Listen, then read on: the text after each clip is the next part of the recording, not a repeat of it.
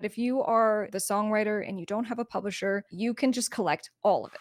Understanding music publishing, how to get paid, making sure you're not leaving any of your royalties in these different accounts and knowing where to register, I got you covered. And I definitely want to break this down because I think there's just confusion that happens when it comes to publishing, compositions, masters. And so I'm going to try to really simplify this because it took me a long time to learn this. And so I think that we can do it together, become masters of our own understanding, knowledge, and careers, and slay the industry. So, with that being said, let's start with just generally, every song that you make has two parts. Right? There's the part where you just make the song, and it's what's called the composition. And then when you actually record the song, it becomes a sound recording. I don't know if this is gonna work. I'm gonna try something new. I haven't done this before. I have a little piano. So let's come up with a composition right now. Let's come up with a little song.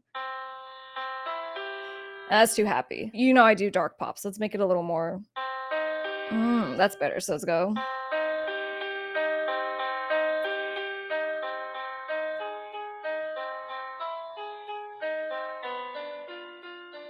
This is working, right?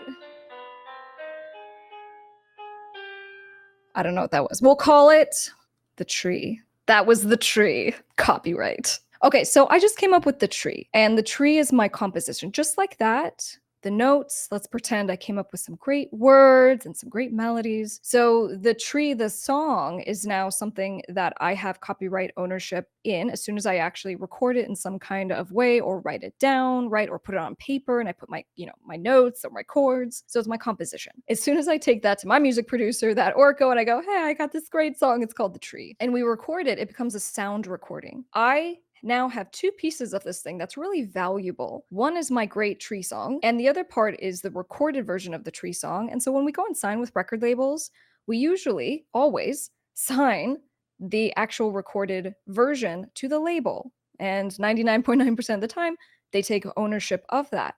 But we, as songwriters, get to keep the original song, the composition. And so that's why we see instances of the Taylor Swifts of the world who wait for the contract period to end where it says, you're not allowed to go and re-record your tree song. So once that ends, which it did in her case, and that's why she went and started re-recording her stuff because she got really upset. She wasn't able to go and buy her music. And obviously there's this whole, kind of backstory. But she was able to do that because she still made the song. She still owns the composition. All right. So I just want to create that distinction really fast. So then when we talk about publishing, publishing is the music industry's way of talking about monetizing music, right? This is how we manage, promote, and monetize the music. So when we go, I have made some publishing income, we're saying it is the revenue connected to the composition. So, a great example of that might be if someone comes and is like, oh my gosh, your tree song. So good. And they go, I want to cover your tree song. And so they do the thing and they're going to do a cover song of the tree song. And then I get mechanical royalties. So I get revenues, I get publishing, right? So that come in from the cover version of my song. Because remember, it wasn't the recorded version. They just did their own version of my song. All right. So with that all now clearly in our heads, we go, okay, well, this stuff is really valuable, both pieces of it. And the reason I can tell you is because I deal with a lot of the stuff that happens later on in the life of the music, which is I will be involved in music catalog sales and acquisitions. Just last year, we sold $9 million of music. And this was the recorded side. So we sold master recordings. But, we've had instance after instance, like Timberlake a year or so ago. I guess it was probably 2 at this point. But anyway, he sold his publishing, which would have been just the rights to the compositions, because he doesn't own the recordings anymore. The label took that. But he was able to sell it for an estimated $100 million. It's just like, wow. Even for the smaller, no-name, small-named artists, we're doing these really, really big deals, and it's because they have some or all rights in the music. So I say that to you because obviously one of my big things is I just want to make sure that you guys know how valuable your stuff can be. And so just to be careful in how fast you give it away and what you do with your music career. The importance is not just in knowing that it's going to be super valuable and you want to do some great stuff with it, but let's actually go back to talking about now publishing, because this whole video is dedicated to helping you to understand publishing and how to set up your own publishing company if that's what you want to do. Okay. Publishing. I tried explaining it to one of my interns this way. I don't know if this makes sense. I tried. So publishing is like an ice cream maker. So let's pretend ice cream maker. And we go in the ice cream maker, there's two levers. One lever is going to pull vanilla ice cream and it's going to go into one big bowl that's down here. And the vanilla ice cream represents the publisher's share of publishing. Hang with me on this, all right? And then on the other side, I think we have chocolate, right? So chocolate is the writer's share of publishing. So when we pull on this, when there is publishing or money's coming in connected to the composition, it goes into the big bowl to create a whole lot of ice cream that's chocolate and vanilla, right? But it's basically half and half. And the reason why you should just know that is because if you've ever registered stuff with, let's say, BMI. So in the United States, we have BMI, ASCAP, SESAC. We're going to talk about this in a sec. But if you have ever registered your music, you'll see BMI is like, there's what's the 200% of your song, which is just so confusing. But the reason they do that is because they do treat the both sides as 100%. They're like, there's the publisher share, there's the writer share. And then so someone will come to me and be like, Krystle, I just don't even understand. What does this mean? Like, how do I collect publishing if I'm just the writer? It's really not that complicated. I wrote the tree. I think it's become the tree. I wrote tree, and I want to make sure I can collect 100% of my publishing connected to the tree composition. And in order to do that, I'm like, well, how do I do that? There's 200% here. Thankfully, the way that this works is that if you are, the songwriter and you don't have a publisher, you can just collect all of it. So you should never have any portion going to anyone else that doesn't, that shouldn't be collecting. And I'll explain how this works a little bit more in a sec. So let's talk about the actual performance rights organizations. There are organizations that exist, which are called PROs, which are there to pay you for the public performance of your stuff, aka your publishing. So when there's a public performance, let's say of Tree, and it was played in the mall, and it was played in a restaurant, and shoot, I even played it live because I'm a musician. That's what I do. All these live performances are paid to PROs to then pay the artists, which is why you want to go and get registered on these platforms, because if you don't, then you are literally just leaving money on the table. But, for example, in the United States, we have BMI, ASCAP, SESAC.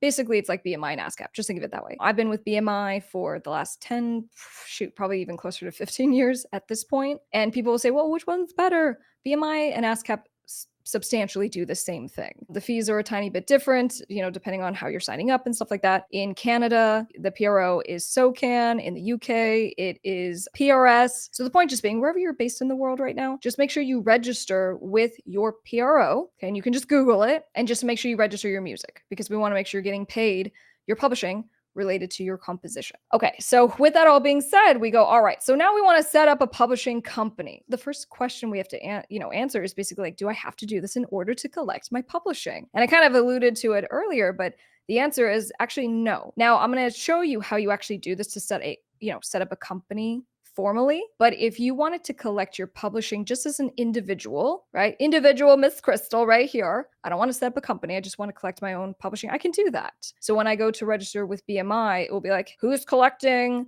the publisher share? And I'm like, me, 100%. Who's collecting the writer share? I'm like, me, 100%. So it can be that simple, which is the good news. But if we do want to kind of get more formal and I go, all right, I'm setting up Miss Krystle LLC, a limited liability company. Limited liability companies are super great because they create a liability shield around you. So for me, I go, if I do something naughty and I get into trouble, I get sued. The LLC shield, I was trying to come up with a way of describing this. I'm like, what's something that's like, and Orca was like, it's a shield. I'm like, that doesn't sound fun enough. It's our shield from personal liability, so that if they have to sue me as a LLC, they sue the company. So whatever's in the company bank account, whatever assets the company have are at risk.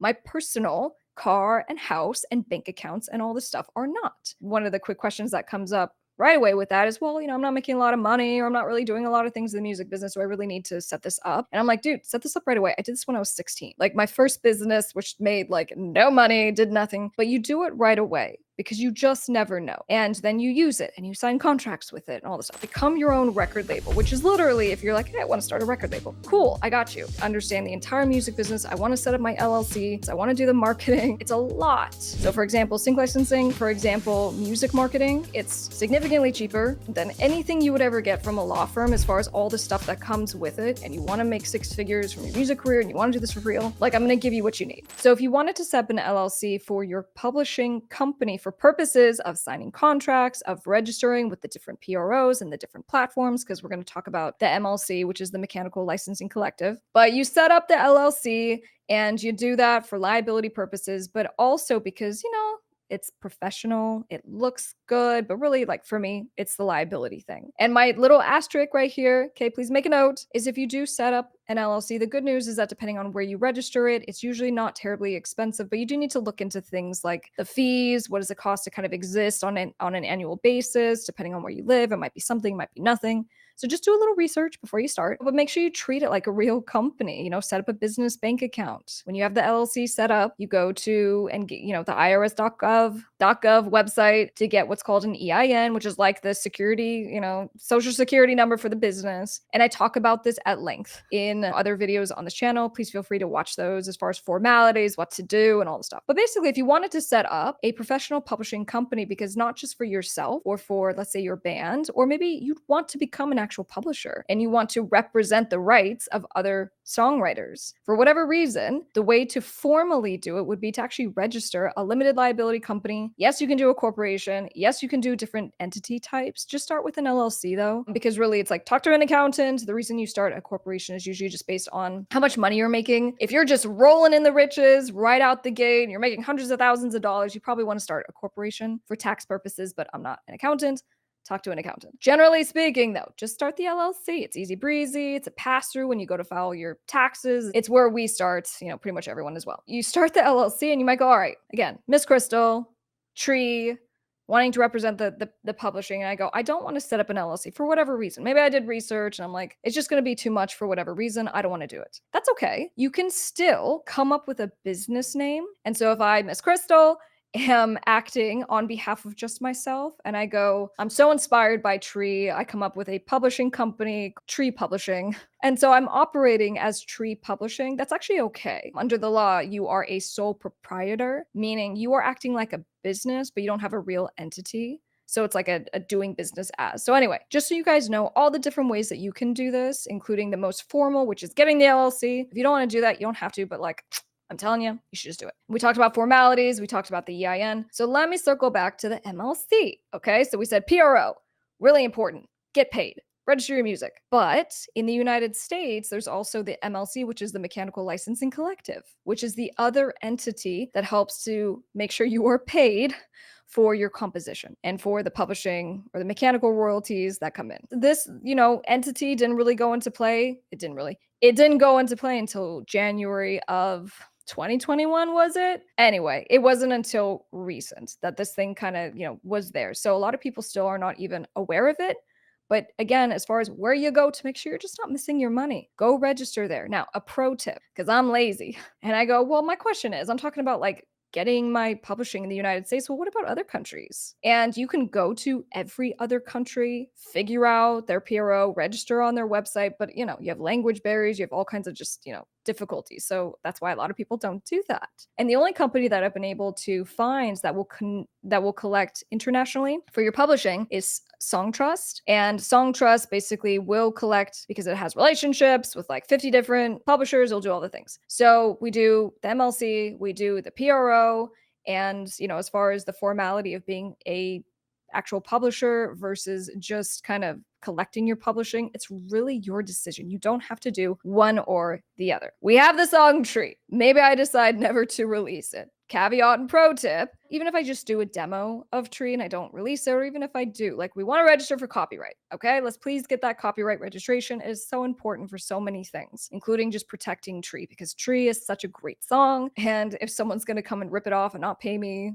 properly, I want to make sure I can sue them. And that registration is required under the law in order to file a lawsuit. I still own Tree pursuant to copyright law in the United States, but in order for me to file a lawsuit, I need the piece of paper from the government saying I actually registered. Okay, so that's your little pro tip. Thereafter, I just need to remember that in order for me to collect my publishing properly, I want to make sure I'm going with the PRO, which is in the United States, BMI, ASCAP. I want to make sure that I'm registering with the MLC, the Mechanical Licensing Collective. For me, I'll also go and register with Songtrust because they register with MLC and they collect my stuff internationally. It's all super great. And then in kind of figuring out how I'm going to do this, I'm going to set up an LLC. One of the other questions that comes up is, well, maybe I already have an LLC. And if you already have an LLC, can I basically start this publishing company under that existing umbrella, because some of you have record labels, right? You are your own record label, you're a rock star, right? You do what we do, and you might want to have the publishing thing under what you're already doing, and that's actually okay. You're basically just coming up with a secondary business name, and so you can have everything housed under that one LLC, but sometimes it makes more sense to set up a separate one just to make sure that the liability and potential and all that stuff is separated. Okay. This is a lot. Okay. And this is all just in the realm of publishing.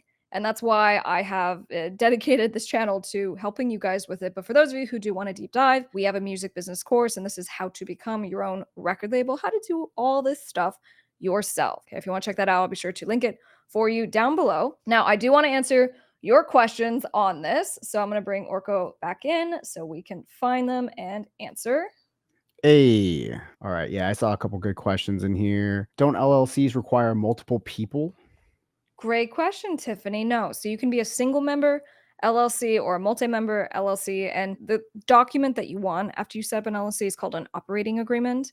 And the operating agreement, especially if there's multiple people in the LLC, says who owns what, what's the percentage, who makes the decisions, who can pay for stuff.